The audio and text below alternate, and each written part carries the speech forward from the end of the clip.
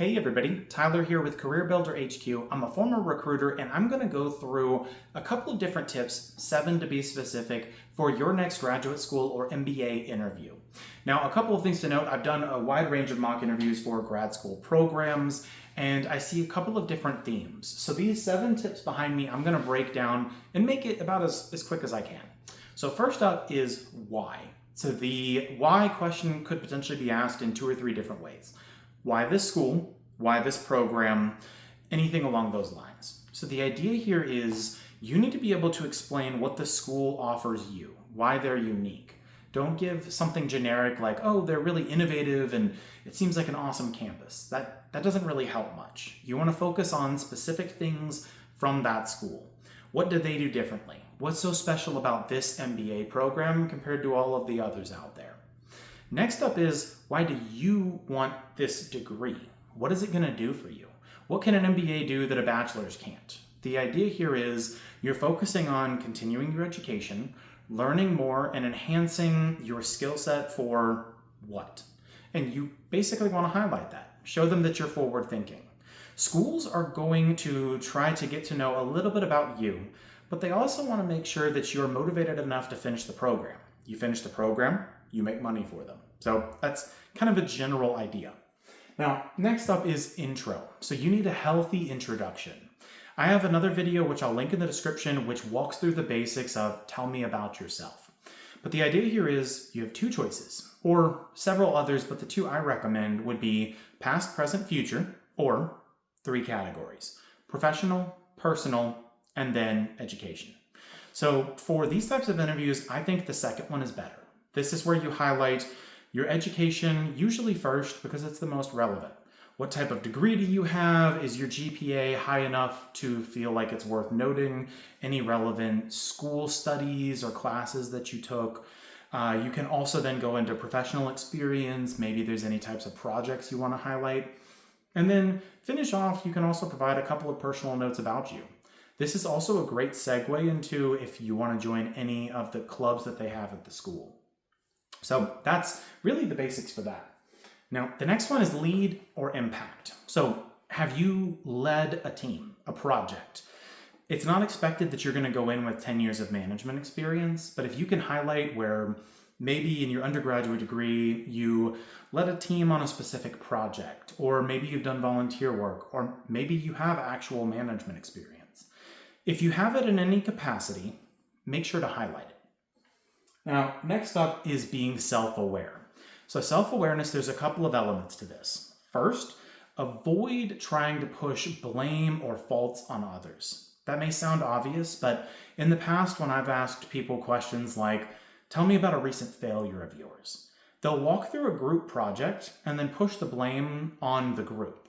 And in the past, a lot of people have always tried to find a way to push the failure on someone else or say things like, if they're asked about a weakness, oh, I'm too much of a perfectionist. Those types of answers, people usually see right through them. And the idea here is be honest.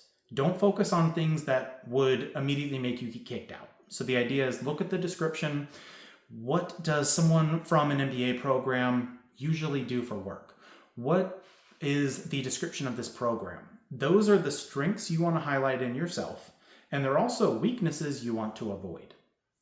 Now, next up is questions. So this ties a little bit into the school portion I'll go over next. But when it comes to questions, the general idea that you want to focus on is having healthy questions for the interviewer. The biggest red flag is either having too many questions or asking questions you should already know the answer to. So a couple of things that could come up, and it really depends based on the type of interviewer, the type of school, but there's a couple. So firstly, unlikely, but they may ask, what do you know about the school? When was this school formed, founded, etc.? There could be questions like, what do you know about this degree program?